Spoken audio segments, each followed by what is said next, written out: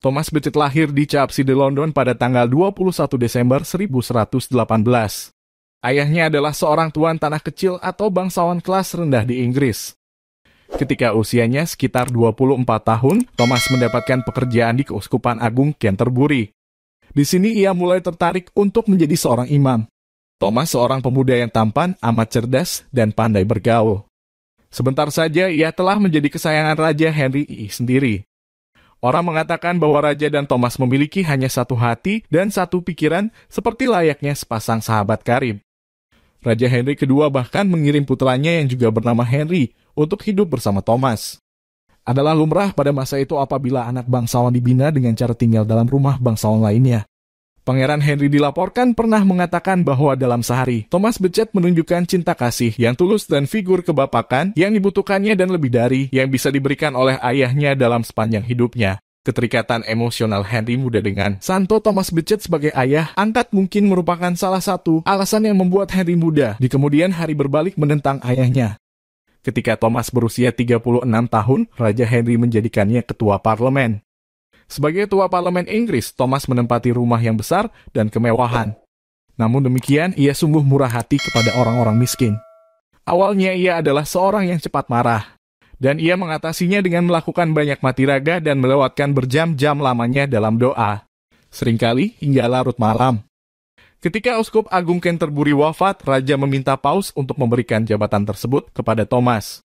Itu berarti bahwa Thomas harus ditabiskan terlebih dahulu menjadi seorang imam. Tetapi Thomas mengatakan secara terus terang kepada Raja bahwa ia tidak ingin menjadi Uskup Agung Canterbury. Ia sadar sepenuhnya bahwa jabatan itu akan menempatkannya dalam konflik langsung dengan Raja Henry.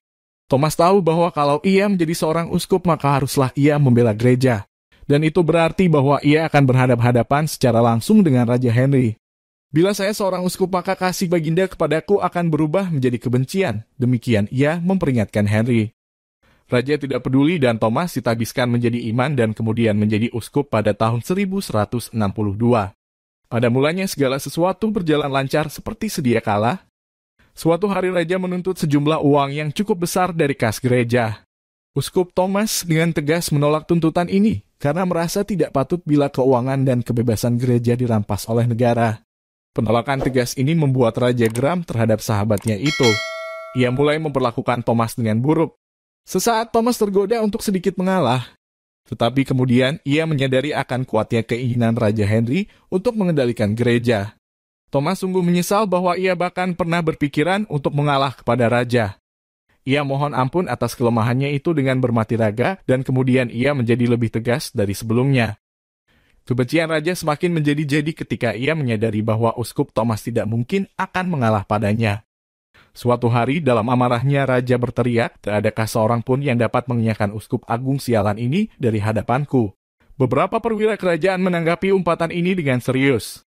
Mereka bermufakat untuk menghabisi sang Uskup Agung. Mereka kemudian menyerang Thomas yang sedang merayakan misa di dalam katedral Keuskupan.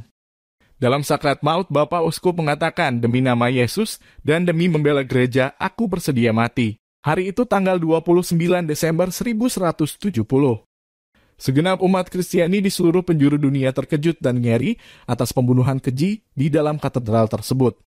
Paus Alexander III dengan keras menegur Raja Henry bahwa ia secara pribadi bertanggung jawab atas pembunuhan Uskup Agung. Uskup Agung Thomas Becet dimaklumkan sebagai santo oleh Paus Alexander III pada tahun 1173.